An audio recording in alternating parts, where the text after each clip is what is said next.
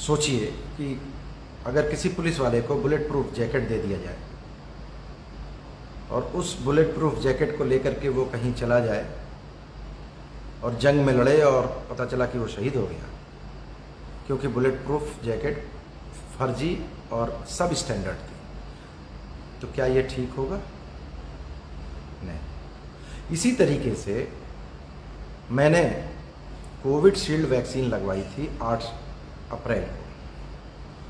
28 दिन पूरा होना था। 28 दिन के बाद 7 मई की डेट दी गई थी। 7 मई को जब गए तो पता चला कि नहीं, अब 6 हफ्ते बाद आएगा नंबर। 6 हफ्ते बाद यानी कि 23-22 तारीख तक आएगा। फिर पता चला कि अनाउंसमेंट हुआ कि 12 हफ्ते बाद सेकेंड डोज लगेंगी। अब 4 हफ्ते बाद 6 हफ्ते बाद नहीं लगती है।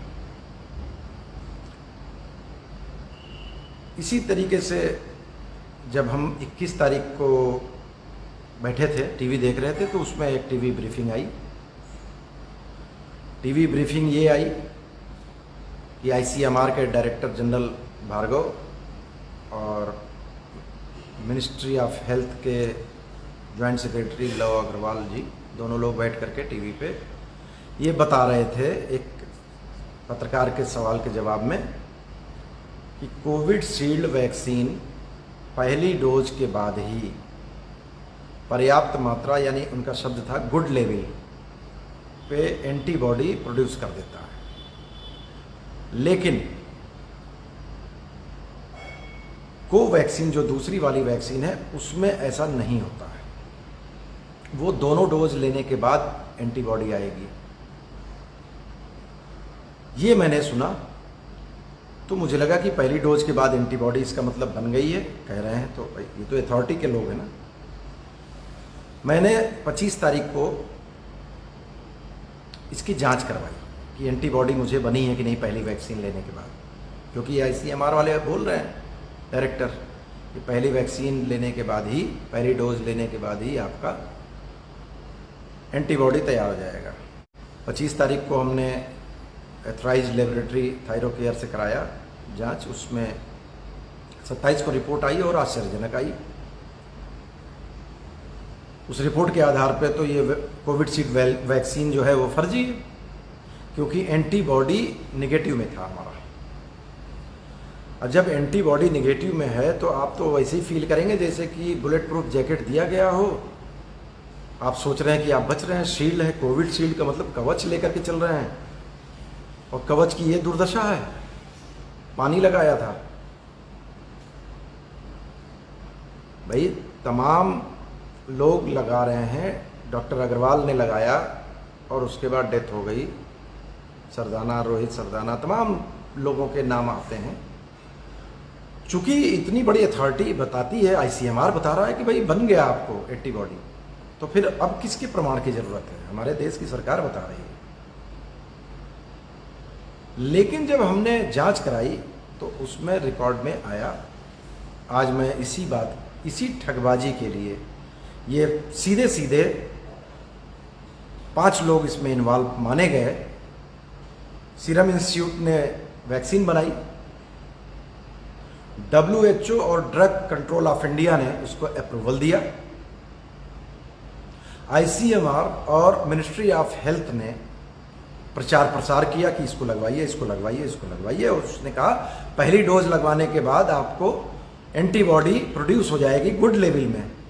दूसरा वाला डोज तो बूस्टर डोज है। बूस्टर का मतलब और बढ़ाने के लिए, 10 है तो 15 करने के लिए। उत्तर प्रदेश की राष्ट्रीय स्वास्थ्य मिशन सभी को मैनेज कर रही है कि आप कैसे एग्जीक्यूट करिए, कैसे दवाइयाँ पहुँचेंगी, इंजेक्शन आएगा, वैक्सीन लगाएगा। और जहां हमने लगवाया अस्पताल में, ये सारे लोगों में आखिर गड़बड़ी कहाँ रह गई? क्या आधार पूना वाला फर्जी वैक्सीन भेज रहा है, आधा फर्जी आधा सही भेज रहा है? ये कौन तय करेगा? क्योंकि मुझे जो लगा वो तो फर्जी हो गया है, ये तय बात है लिखा पढ़ी में। वरना ये लोग बताते कि भैया कैसे तुम कह रहे हो, हमारे पास लिखा पढ़ी में। आज मैं थाने गया था, उनको दे करके आया हूँ अपनी तहरीर। अगर नहीं लिखी गई तो मैं कोर्ट जाऊँगा, 156(3) में कोर्ट से FIR दर्ज कराऊँगा इन 5-6 लोगों के नाम, क्योंकि वैक्सीन कंपनी ने फर्जी सप्लाई किया है, जैसे बुलेट प्रूफ कंपनी ने फर्जी सप्लाई किया। आज आप प्रताप जी यहाँ क्यों आए हैं? देखिए, मैंने कोविशील्ड का एक वैक्सीन लगवाया था, जिसकी कि ICMR ने कहा था कि बनेगी एंटीबॉडी, और एंटीबॉडी नहीं बनी। मैंने थायरोकेयर से कराया जांच, उसमें लिखा गया कि नेगेटिव है, पॉजिटिव नहीं है। इसका मतलब कि जो कोविशील्ड हमको लगाई गई थी उससे ठगा गया। उस ठगबाजी को हम क्रिमिनल ऑफेंस मानते हैं, और इस क्रिमिनल ऑफेंस के लिए थाना आशियाना में रिपोर्ट दर्ज कराने के लिए आए थे, जिस पे एसओ साहब ने कहा कि आप DM साहब से भी मिल लीजिए। हमने कहा ठीक है, उनसे भी मिल लेंगे, क्योंकि तफ्तीश के बाद ही जांच को ये FIR दर्ज होगी। उन्होंने कहा कि आप वहाँ भी कर लीजिए। अभी हम लोग DM साहब के यहाँ भी जा रहे हैं, और साथ में अगर नहीं मुकदमा दर्ज हुआ तो हम बजरिए अदालत 5 तारीख को अदालत खुलेगी, 6 तारीख को हम वहाँ पे केस दायर कर देंगे, क्योंकि ये ठगबाजी मेरे साथ हुई है, और इस ठगबाजी और हत्या के प्रयास में हम ट्रेड में हैं, क्योंकि हमारा प्लेटलेट आज की डेट में 50% से कम है, 1.5 लाख। और इसी को मतलब ये योगेश मिश्रा जी हैं, अधिवक्ता, और अजय सिंह जी हैं, सब लोगों ने मिलकर के उनको बताया, समझ में भी बात आई। अभी थाना प्रभारी जी ने आपसे क्या कहा? प्रभारी जी ने कहा कि भाई देखिए, ऐसा इतना बड़ा चीज़ है कि हमारे बस का नहीं है, आप जाइए जरा DM साहब से भी कह दीजिए, हमारे बस का नहीं है। क्योंकि आप भी जानते हैं कि ICMR से लेकर के, ICMR ने कहा कि पहली डोज के बाद बनेगा, तो वो इतने बड़े लोगों के खिलाफ उनके करने के लिए ऊपर से आदेश मिलना जरूरी है ना। आपसे पूछिए। मेरा लखनऊ के कोतवाली आशियाना में आने की वजह यह है कि विभिन्न समाचार पत्रों में, विभिन्न माध्यमों से मुझे समय समय पर यह जानकारी प्राप्त होती रही कि कोविशील्ड वैक्सीन को लगवाने के बाद लोगों में एंटीबॉडीज नहीं बन रही है। इस संदर्भ में पूरे भारत में जैसा कि सूचना दिया गया है कि 1800 पुलिस वालों को कोरोना हो गया और उनकी मृत्यु हुई। ऐसी स्थिति में और भी, जैसे डॉक्टर अभी अग्रवाल साहब की मृत्यु हो गई, ऐसे और प्रतिष्ठित 512 हाँ, प्रतिष्ठित बहुत से लोगों की लगभग 512 के आसपास संख्या बताई जाती है कि जिनकी वैक्सीन की डबल डोज लगवाने के बाद भी मृत्यु हो गई। मेरे पिताजी ने वैक्सीनेशन कराया था, उनकी भी अभी मृत्यु 20 दिन पहले हो गई।